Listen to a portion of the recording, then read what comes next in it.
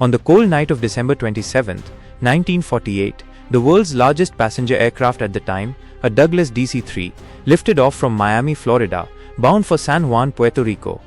On board were 125 passengers and 9 crew members, a total of 134 souls. The mood inside was light, with families chatting, couples holding hands, and children peering out the windows at the vast moonlit ocean below.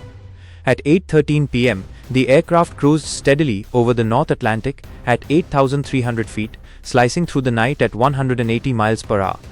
In the cockpit, Captain Robert Miller and his co-pilot kept a close eye on the instruments. Everything appeared routine, until without warning, the radio connection with San Juan Air Traffic Control began to fade. Miller calmly reported a minor technical problem, his voice steady. Those would be the last words anyone ever heard from him. Within 10 seconds, the DC-3 disappeared from radar. Its final recorded position, the dead center of the Bermuda Triangle. What happened next was far beyond a simple mechanical failure. Eyewitness accounts, later reconstructed from survivors, spoke of a sudden, unnatural vortex in the sky. Without warning, the plane was swallowed by a monstrous storm, one unlike anything modern aviation had recorded. In the blink of an eye, the cabin was thrown into chaos. Luggage tore free, lights flickered, and passengers screamed. Captain Miller fought to control the DC-3, but the storm was relentless. The instruments, compass, altimeter, radio, went dead one after another. The engines howled as the aircraft was tossed like a toy in the hands of some invisible giant. For 30 agonizing minutes, they were trapped inside the vortex, the roar of the wind so loud it drowned out human voices. Then silence. When the clouds broke, the crew and passengers looked out to see nothing but endless ocean in every direction. Both engines had stalled. The DC-3 began to sink lower and lower toward the black waters below. That was when the co-pilot spotted something, an island. It wasn't on any chart. No one had ever seen it before. With no other choice, Miller aimed the powerless aircraft toward the narrow strip of land. The landing was brutal. The DC-3 slammed into a massive ancient tree, its thick branches cradling the fuselage like a giant's hands. Miraculously, the tangled wood absorbed the impact, saving every single person on board from instant death. The joy of survival quickly gave way to a grim reality. Inside the wreck, the wounded cried out. Captain Miller, dazed from a head injury, pulled himself to his feet and began organizing survivors. Among the passengers was Dr. Evelyn Reed, a retired army medic, who immediately began tending to the wounded, 10 people in serious condition, some with broken limbs, others with head trauma. When they finally climbed down from the tree, the group found themselves on an island cloaked in thick, alien jungle. There were no signs of civilization, no footprints, no trails, no freshwater streams. The first and most urgent was thirst.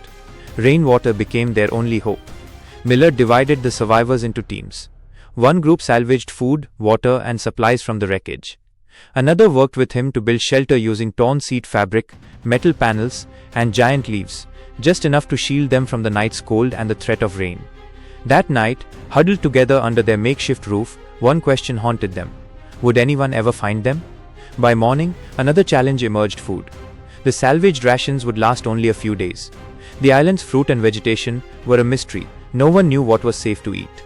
A middle-aged man took the risk, biting into a strange, bright-colored fruit. A wedged man he was dead, his body convulsing from the poison. Fear spread. Arguments broke out over the remaining supplies, but Miller and Dr. Reed managed to keep the group calm. Then came a small miracle. A teenage boy with a knack for science used his glasses to focus the sun's rays onto dry leaves. Hours of patient effort finally produced a thin curl of smoke, then a flicker of flame. The survivors had fire. It meant cooked food. It meant safety from the predators they could hear moving in the jungle at night. Meanwhile, Arthur Vance, an aircraft engineer, worked tirelessly to repair the plane's broken radio. After days of effort, he managed to send out a weak distress signal, giving their last known coordinates. But no reply came. The radio battery died, and with it, their last link to the outside world. 10 days passed. No rescue ships, no planes. Hope began to fade. One night, while most slept, 4 young men and 1 woman stole a makeshift raft from the wreckage and slipped into the dark waters. They were never seen again. The remaining survivors realized a grim truth. They might be here for months or forever.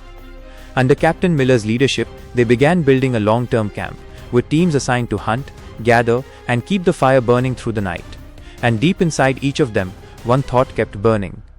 If the ocean didn't take them and the jungle didn't kill them, then the Bermuda Triangle might have other plans.